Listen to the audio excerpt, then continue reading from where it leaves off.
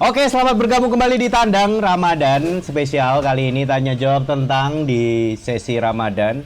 Dan kali ini kita akan ngobrol dan dari kami mengucapkan selamat menunaikan ibadah puasa buat segenap kaum muslimin dan muslimat di seluruh penjuru tanah air dan juga penjuru bumi ya. Karena Ramadan tuh biasanya satu bumi ya. Satu bumi ya, Mas Como, betul ya? Satu dunia ya, gitu kan. Satu semesta nggak? Satu semesta. Oh, satu semesta, oke. Berarti yang di planet Namek juga puasa kan? Juga puasa. Puasa juga ya. Planet Mars, semuanya. Semuanya puasa, ya kan. Makanya kami ucapkan selamat menunaikan ibadah puasa buat teman-teman sekalian. Dan seperti biasa di bulan puasa itu biasanya berat sekali awalnya kan gitu ya. Kita harus menahan lapar, dahaga gitu ya, Itu nafsu, dia. angkara gitu ya. Terus juga segala hal yang membuat kita memantik emosi dan mengurangi nilai pahala gitu kan. Bukan begitu ya Pak Como ya? Begitu, Pak. Dan hadir di tengah-tengah kita adalah orang yang cukup sesuai bidangnya. Karena kata baginda Rasul adalah sesuatu yang tidak diserahkan pada ahlinya, tunggulah kehancurannya.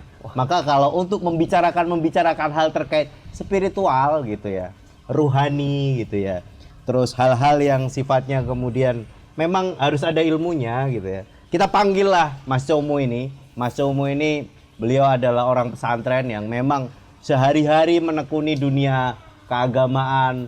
Beda dengan kami yang setiap hari berburu uang, mengejar duniawi. Ya kan?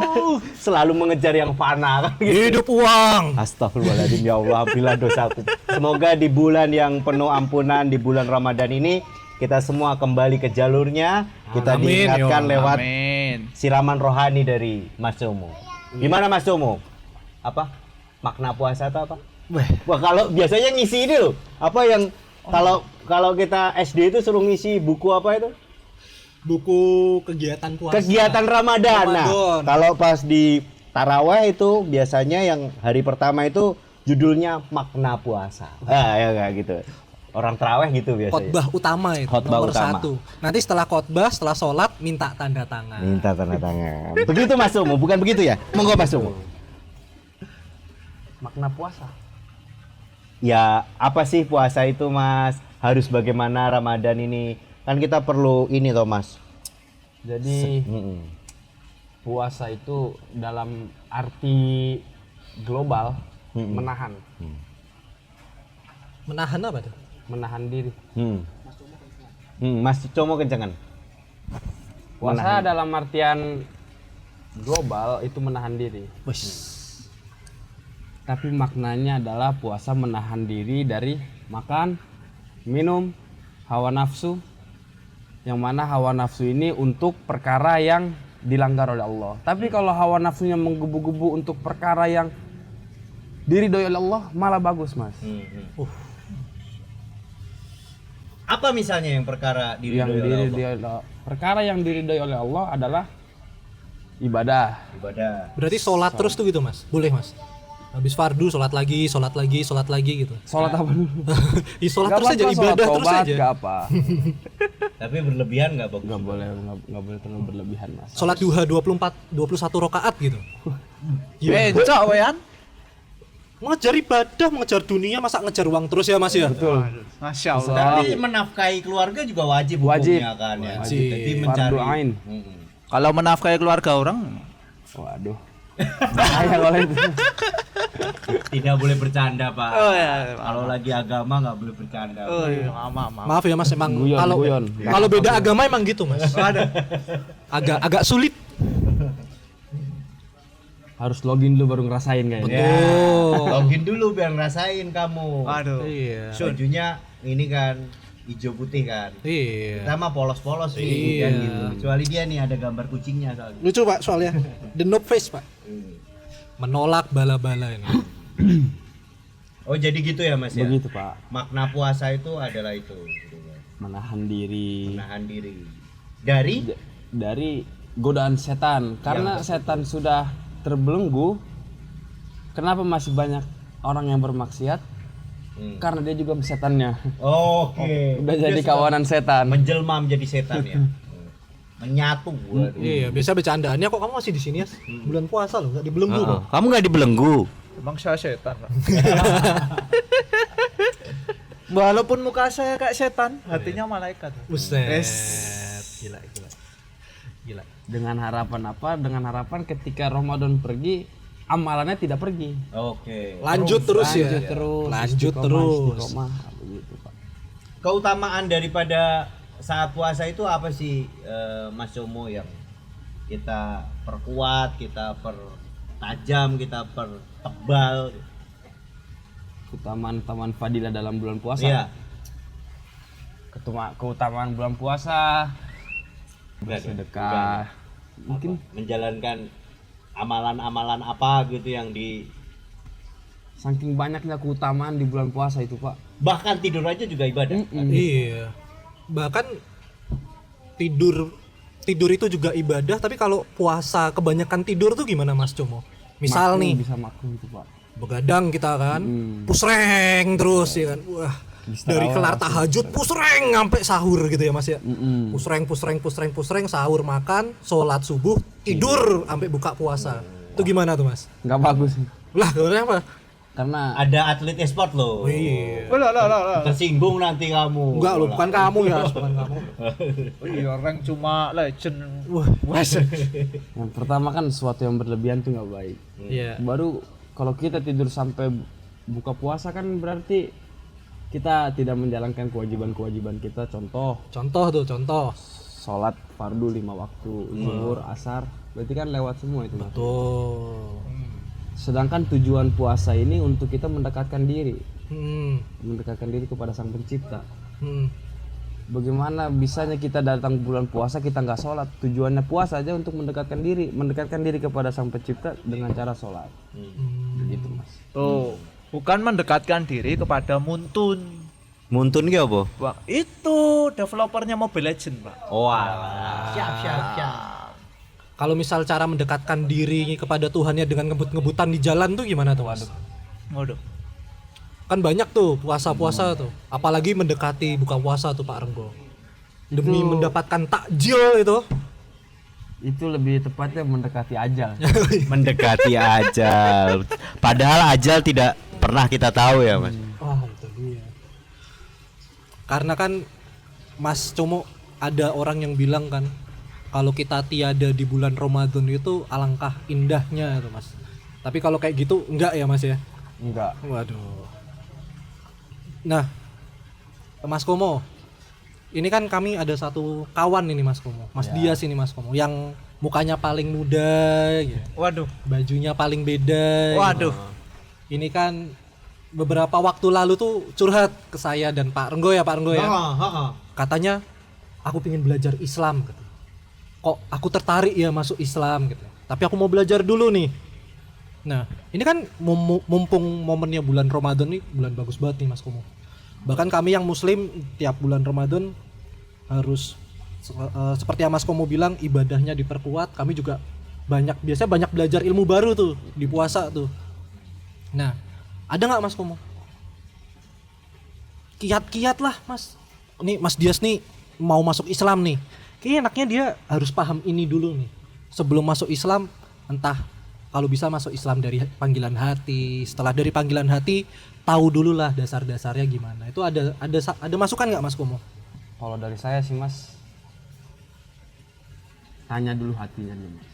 Siap Ini atau penting. enggak? Nah, Tuh, siap nggak? Siap nggak hatinya? insya Allah siap, Pak. Kalau udah siap Betul gimana? dimantepkan. Kalau udah siap mulai pelajari sedikit-sedikit sholat. Apalagi Al-Fatihah lah ya. Al-Fatihah Wajib itu hafal ya. Iya. Udah hafal belum Al-Fatihah? Belum, Pak. Bismillah. Oh, yang Ikuti saya. Bismillahirrahmanirrahim. Udah bisa dia. Udah punya dasarnya, Pak. Oke. Itu basmalah bukan Al-Fatihah itu. Lanjutnya? Ah, itu belum tahu. Oh, baru basmalah Iya. berarti ya. Enggak apa-apa. Tapi Yang ini sih. asyhadu. Nah, itu belum. Tapi itu sih, Mas. Satu pertanyaanku, ya kan. Kalau kita kan sebagai mu'alaf kan belum langsung bisa bahasa Arab ya. Iya kan? Sedangkan kalau sholat itu kan harus full bahasa Arab. Nah, itu cara kita nyiasatin tuh gimana? Apakah bisa pakai bahasa Indonesia atau Kalau sholat tidak ada harus wajib bahasa Arab. Kalau nggak bisa bahasa Arab kan bisa baca. Kan biasanya kayak ada di Quran itu apa? Tulisan bahasa Arab tapi ada tulisan bahasa Indonesia tapi bahasa Arab. Oh, iya, Apa? Latin. Nah, itu Latin. Nggak apa-apa begitu, Mas. Oh gitu nggak boleh apa-apa. ya? Boleh ya? Oh, alhamdulillah. Mudah berarti. Ya. Walaupun sambil baca sambil sholat Nggak itu apa-apa. boleh. Nggak apa-apa. Tapi bacanya baca Al-Qur'an yang ada tulisan Latinnya. Bukan baca komik Naruto, Pak. Betul itu sekali. Apalagi baca berita negara yang makin lucu ini. Ya itu. Astagfirullah. Nggak boleh, nggak boleh. Nggak boleh. Pahala Nah, ini contoh nih. Nggak boleh. Dilarang menggibah. Wah, ya Allah. Menggibah sama saja memakan daging manusia. Masya Allah. Bangkai saudara sendiri ya, Mas Bangkai ya. saudara sendiri. Aduh.